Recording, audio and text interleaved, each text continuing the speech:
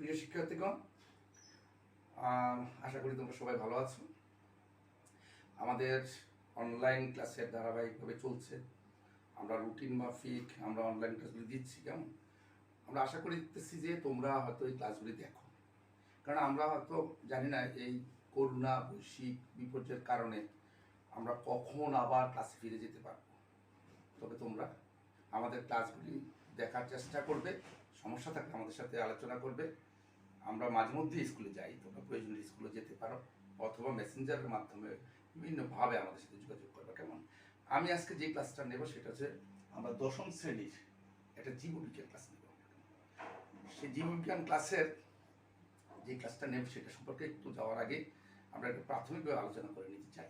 সেটা হচ্ছে উদ্ভিদ সৌরশক্তিকে কাজে লাগিয়ে যে পানি এবং কার্বন ডাইঅক্সাইড ব্যবহার করে স্থিতিশক্তিতে রূপান্তর করে সেটাকে কি বলছি আমরা, সেটাকে আমরা বলছি সালোক সংশ্লেষণ।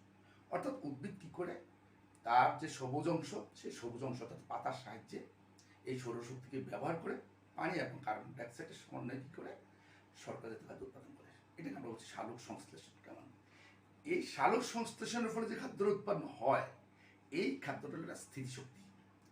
আলোক শক্তি ছিল সৌরশক্তি, এটাকে রূপান্তর করছে স্থিতিশক্তিতে। কেমন এই স্থিতিশক্তিটা কোনো কাজ করবে না যদি গতিশক্তিতে রূপান্তর করা না যায়। তাহলে উদ্ভিদের এই যে স্থিতিশক্তিটা, এই স্থিতিশক্তিটা যে প্রক্রিয়ায় তোমার গতিশক্তিতে রূপান্তর করা হবে সেই প্রক্রিয়াটাকে বলা হয় শ্বসন। কেমন অর্থাৎ উদ্ভিদ তার স্থিতিশক্তিকে বা তার কুশস্থ খাদ্যবস্তুটাকে কার সাহায্যে, অক্সিজেনের সাহায্যে জারিত করে সে কি করে গতিশক্তিতে রূপান্তর করে, এবং এই গতিশক্তিতে রূপান্তর করার প্রক্রিয়াটাকে বলে শ্বসন। কেমন তাহলে আজকে আমরা যে বিষয়টা নিয়ে আলোচনা করব সেই শ্বসন প্রক্রিয়াটা, এমন এই শ্বসন প্রক্রিয়ার ফলে কিভাবে শক্তি উৎপাদন হয় আর এই শক্তিটা কোথায় সঞ্চিত থাকে সেই ইয়েটা আমরা করবো। আমাদের আজকের ক্লাসের বিষয়বস্তুটা আমরা হচ্ছে উদ্ভিদের শ্বসন। শিক্ষার্থীগণ, চলো আমরা এই শ্বসন প্রক্রিয়াটা কিভাবে সম্পন্ন হবে তার ধারাবাহিকভাবে আমরা আমাদের আলোচনাটা করব। আমি আশা করব তোমরা শেষ সময় পর্যন্ত আমার আলোচনায় আমরা থাকবে। আসো আমরা পরবর্তী ধাপগুলিতে চলে যাই। সংজ্ঞাটা তাহলে শ্বসনের যে সংজ্ঞাটা, তাহলে আমরা সংজ্ঞাটাতে যাই শ্বসনের। তাইলে আমরা বলছিলাম যে যে প্রক্রিয়ায় স্থিতি কুশস্থ খাদ্যবস্তু অর্থাৎ স্থিতিশক্তিকে গতিশক্তিতে রূপান্তর করা হয় সেটা হলো শ্বসন। কেমন তাইলে এখন আমরা দেখি শ্বসনের পূর্ণাঙ্গ সংজ্ঞাটা কি পাই আমরা।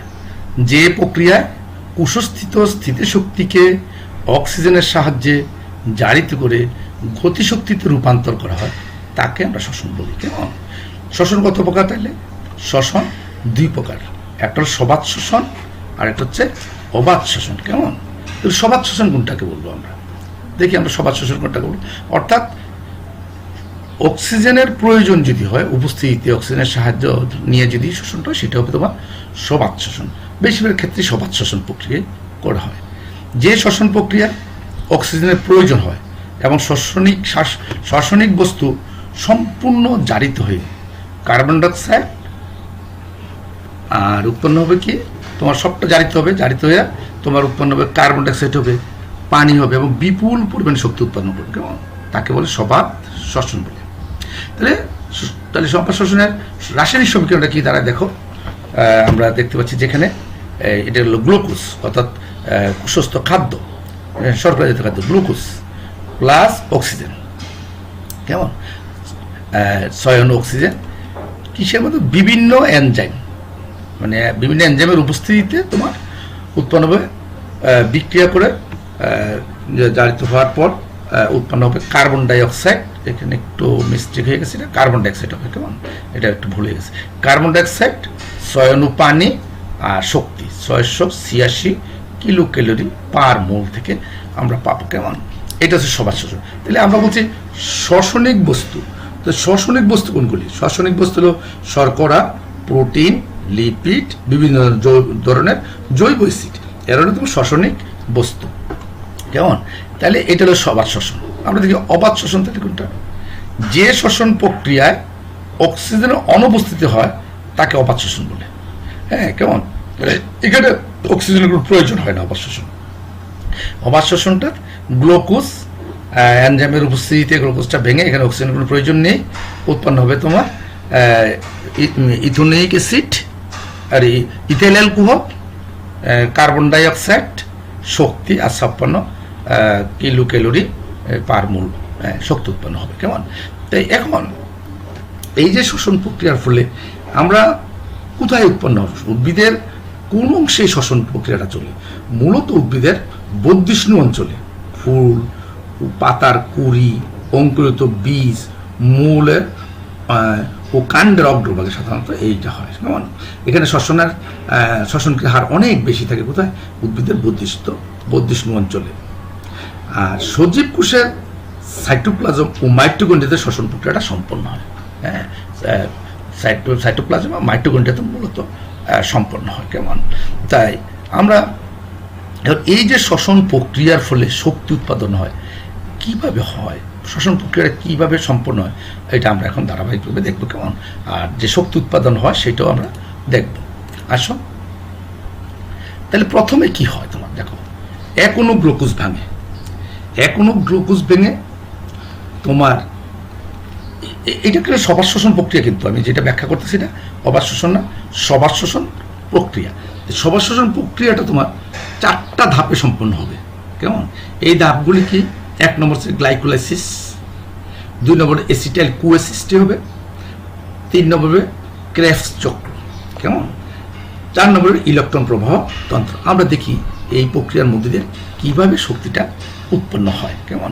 তাহলে বলছি আমরা গ্লাইকোলাইসিস প্রক্রিয়া। তো এই গ্লাইকোলাইসিস প্রক্রিয়া প্রথমে এক অণু গ্লুকোজ, দেখো এখানে আমার এখানে এক অণু গ্লুকোজ C6H12O6 রাসায়নিক সংকেতটা, গ্লাইকোলাইসিস প্রক্রিয়া সম্পন্ন হবে। এই গ্লাইকোলাইসিস প্রক্রিয়ায় তোমার কি হবে? এই প্রক্রিয়া এক অণু গ্লুকোজ বিভিন্ন রাসায়নিক বিক্রিয়ায় জারিত হয়ে উৎপন্ন করবে 2 অণু পাইরুভিক অ্যাসিড। দেখো আমার 2 অণু পাইরুভিক অ্যাসিড, এখানে আমরা দেখাইছি 2 অণু পাইরুভিক অ্যাসিড উৎপন্ন হবে। কেমন? আর কি হবে? এই ধাপে 4 অণু এটিপি উৎপন্ন হবে। এর মধ্যে 2 অণু এটিপি খরচ হয়ে যাবে এবং 2 অণু NADH প্লাস হাইড্রোজেন আয়ন উৎপন্ন হয়। এই প্রক্রিয়ার জন্য কোনো অক্সিজেনের প্রয়োজন না।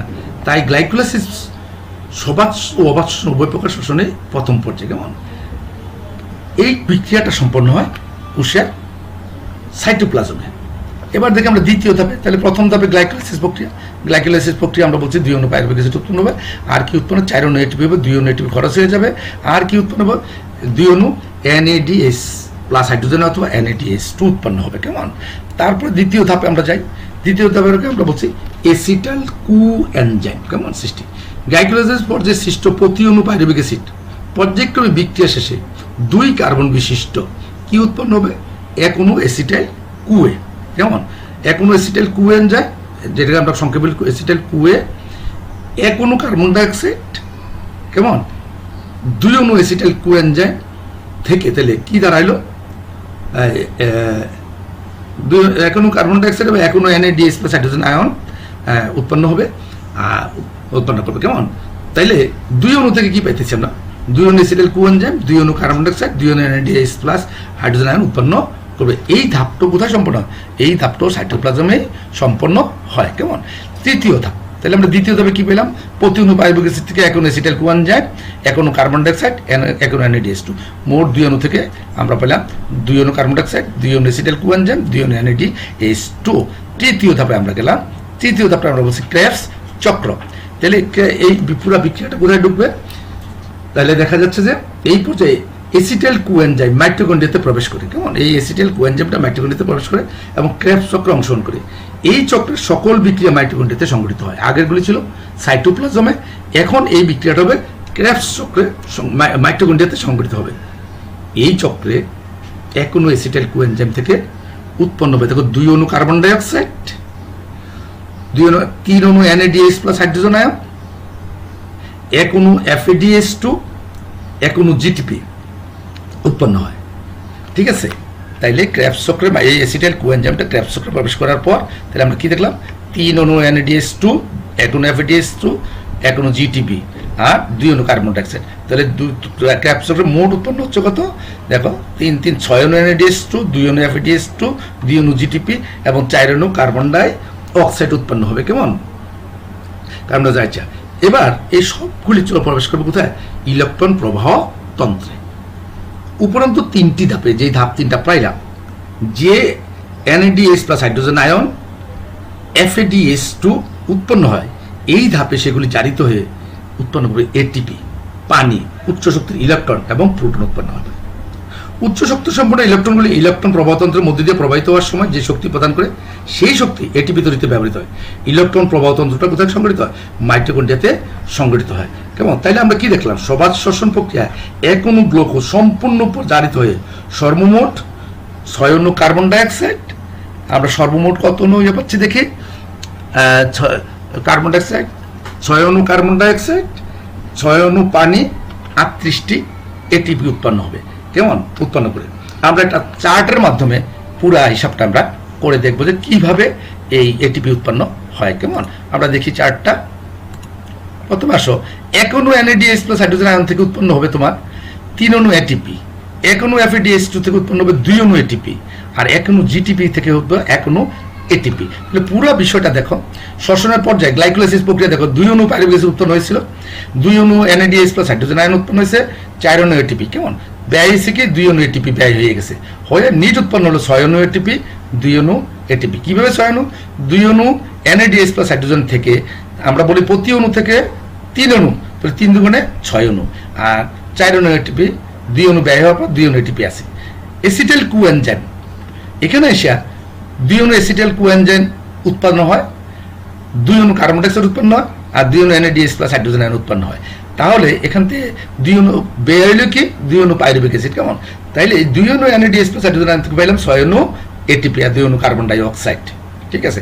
এবার দেখো ক্রেবস চক্র।